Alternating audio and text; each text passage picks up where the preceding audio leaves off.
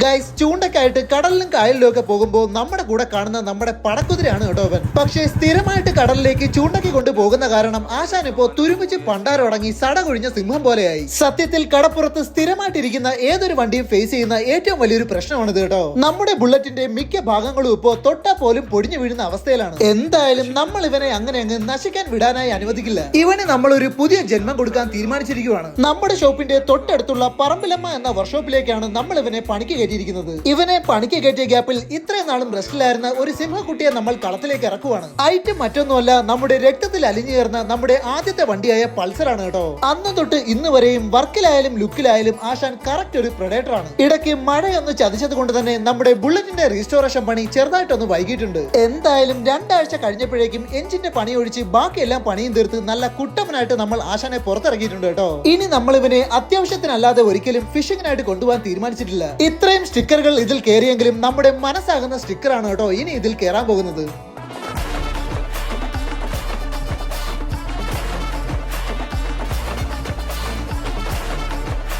അങ്ങനെ ചെറിയൊരു റീസ്റ്റോറേഷന് ശേഷം നമ്മുടെ സാരഥിയെ നമ്മൾ പുതിയൊരു ലുക്കിൽ ഇറക്കിയിരിക്കുകയാണ് കേട്ടോ.